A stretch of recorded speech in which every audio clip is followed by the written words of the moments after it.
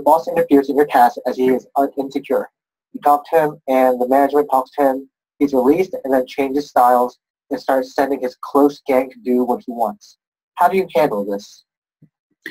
I think, Sabi, that the number one thing that you need to recognize in that scenario is he doesn't trust you.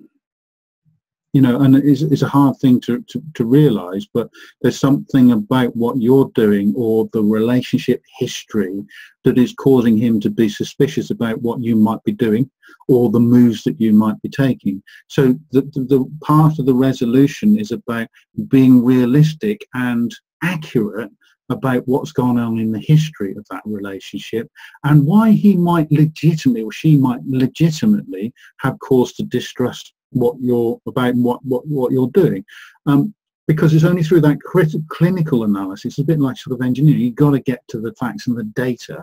You can start to say, okay, so this happened in the past. I can understand now why he's doing that, but you've got to find a way of rebuilding that. Part of it is also about an interrupt. So if that is going on and you need to prepare for this, in that the scenario you painted, you need to prepare for this quite well. How can you cause an intervention where you stop? Look, I'm out of here. This is not working. We've got to stop this, right? And to get them to then start to listen. And you've got to plan that so carefully. You've got to be very, very clearly prepared. And I can't say that's something you should do, but it's something to consider. You've got to find a way of opening out that conversation and an attempt at resetting it.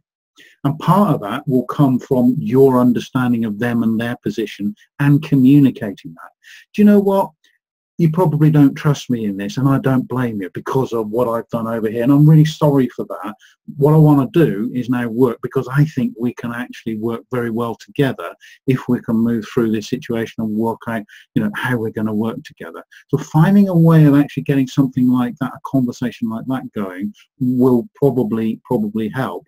But the other point that you made there is about where he's sending all of his other people in. You've got a load of relationships that you can build there as well. So whilst, you know, you may not be able to overcome this individual's perception of you or the trust or get them to do something different, you might be able to actually influence the other people that you've got an opportunity to affect a new relationship, such that they turn back and say, but why are you sending us to do, yeah, Sabi can do all of that. You're worrying needlessly. You ought to trust it. So actually looking at how you can influence that individual indirectly to actually look at you or to engage with you in a slightly different way. So there's another way that you might be able to sort of approach it. So, you know, be realistic. Look, there's something wrong in the trust. Look for the evidence and look for the history, and then look to an appropriate strategy to start to actually turn that around, create an interrupt, give you the opportunity to have some different dialogue with them that you've prepared quite well and thoroughly. And if all else fails, look at the indirect routes. That's what my response to that, Sabi.